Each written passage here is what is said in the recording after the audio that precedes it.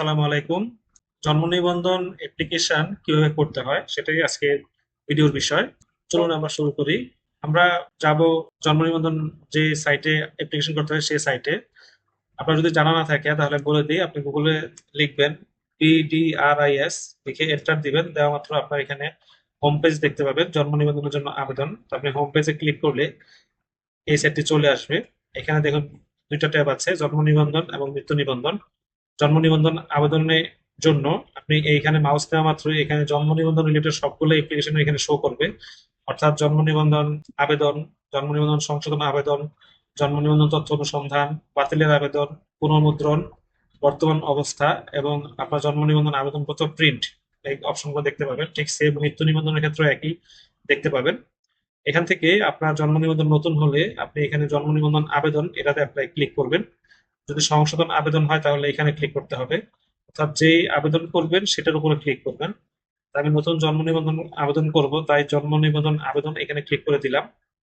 দেওয়ার পরে আপনার প্রথমেই দেখাবে জন্ম নিবন্ধনের জন্য আবেদন। এখানে আপনার জন্ম নিবন্ধনের জন্য দুইটা ঠিকানা ইউজ করতে পারবেন, একটা হচ্ছে জন্মস্থান এবং স্থায়ী, এই দুটা ঠিকানা। আপনি যে স্থানে জন্মস্থান করেছেন সেই জন্মস্থান ঠিক রেখে আপনি অ্যাপ্লাই করতে পারেন। তাহলে আপনাকে সেই জন্মস্থান যে জায়গায় সেই লোকেশনে যে এটা করাতে হবে। যদি আপনি স্থায়ী ঠিকানা যেখানে সেই ঠিকানা ইউজ করেন, সেক্ষেত্রে আপনার স্থায়ী ঠিকানা যেখানে ইউজ করবেন সেখানে যে আপনাকে এটা করাতে হবে। আমি উদাহরণস্বরূপ বলছি, জন্মস্থান যদি ঢাকা হয় তাহলে আপনাকে ঢাকার ওই থানা অথবা ওই সিটি কর্পোরেশন সেখানে যে আপনাকে একটা করে নিয়ে আসতে হবে অ্যাপ্লাই করার মাধ্যমে। আর যদি স্থায়ী ঠিকানা বরিশাল হয় সেক্ষেত্রে আপনাকে বরিশাল যে এটা করাতে হবে। তো আমি এখানে জন্মস্থানটা ঠিক রেখে পরবর্তী অপশনে যাব। তো ক্লিক করলাম, ক্লিক করার পর এখানে ফর্ম চলে এসেছে। দেখুন যে নিবন্ধন ব্যক্তির পরিচিতি, নামের প্রথম অংশ বাংলায় ইংরেজিতে, তারপরে হচ্ছে নামের শেষ অংশ ইংরেজিতে শেষ অংশ বাংলায়, এখানে ভাগ ভাগ করা আছে। এখানে জন্ম তারিখ, লিঙ্গ এবং এখানে জন্মস্থান ঠিকানা রয়েছে। এখানে পিতামাতার কততম সন্তান সেটা আছে।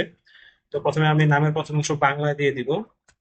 নামের প্রথম অংশ বাংলায় দিলাম, নামের শেষ অংশ বাংলায় দিব। দেন আমি ইংরেজিতে টাইপ করব নামের প্রথম অংশ এবং শেষ অংশ। আপনারা লক্ষ্য করবেন কিভাবে ফর্ম গুলো ফিল আপ করি। এখানে জন্ম তারিখ দিয়ে দিব। জন্ম তারিখ এখানে দেওয়ার পর মাত্রই এখানে আপনাকে প্রশ্ন করবে যে আপনার সব ধরনের ডকুমেন্টস আছে কিনা। তো আপনি এখানে সবুজ বাটনটা ক্লিক করে দিবেন। জন্ম তারিখটা দেওয়ার পরে অবশ্যই বারবার চেক করবেন যাতে ভুল না হয়, কারণ জন্ম তারিখ সংশোধন করাটা একটা জটিল ব্যাপার। এরপরে রয়েছে পিতামাতার কত কোনো সন্তান, সেটা আমরা সিলেক্ট করব। যদি প্রথম হয় 1 দিবেন, দ্বিতীয় হলে 2 দিবেন। তো আমি এটা সিলেক্ট করে দিলাম প্রথম সন্তান। দেন এখানে আমরা লিঙ্গ দিব। তো লিঙ্গ হচ্ছে ফিমেল, তো মহিলা। এবার আমরা যাব জন্মস্থানে, এখানে জন্মস্থান সিলেক্ট করব বাংলাদেশ, ঢাকা, নারায়ণগঞ্জ সিটি কর্পোরেশন। দেন ওয়ার্ড দিব, ওয়ার্ড হচ্ছে 13, ওয়ার্ড 13। এখানে নারায়ণগঞ্জ 1400 দিয়ে দিলাম। এটা হচ্ছে পোস্ট, ডাকঘর, কোট শহর। এরপরে গ্রাম, পাড়া, মহল্লা, গ্রামের নামটা দিয়ে দিব, অর্থাৎ এলাকার নাম দিয়ে দিব। এখানে এখানে আমি বাংলা রোডের নাম দিয়ে দিব, নিউ চাষাঢ়া রোড। এখানে একটা কমা দিতে হবে, কারণ না হলে ঠিকানা শেষে কমা আসবে না গ্রামের নামের শেষে। এখানে আমি হোল্ডিং নাম্বারটা দিয়ে দিব অথবা বাসা নাম্বারটা দিয়ে দিব। এভাবে ফিল আপ করা হয়ে গেলে এখানে যেহেতু আমি জন্মস্থান দিয়ে শুরু করেছি আবেদনটা, আমার এই ঠিকানায় আবেদনটা জমা হবে।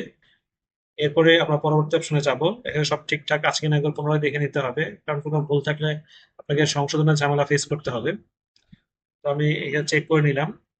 পরবর্তী অপশনে ক্লিক করলাম। এখানে প্রথমে দেখুন কি আসছে, পিতার তথ্য, তারপর আসছে মাতার তথ্য। পিতার জন্ম নিবন্ধন নাম্বার দিতে হবে, মাতার জন্ম নিবন্ধন নাম্বার, জন্ম তারিখ দিতে হবে দুই জায়গায়। এখানে দেখছেন পিতার নাম মাতার নাম এগুলো সব লক করা আছে, অর্থাৎ এগুলো লেখা যাবে না। জন্ম নিবন্ধন নাম্বার এবং জন্ম নিবন্ধন নাম্বার এবং জন্ম তারিখ দেওয়া মাত্রই এখানে সেই পিতা মাতার নামটা চলে আসবে। প্রথমে পিতার জন্ম নিবন্ধন নাম্বারটা ইউজ করবো। আমি নাম্বারটা তুলে দিচ্ছি, পিতার জন্ম তারিখ দিয়ে দিব।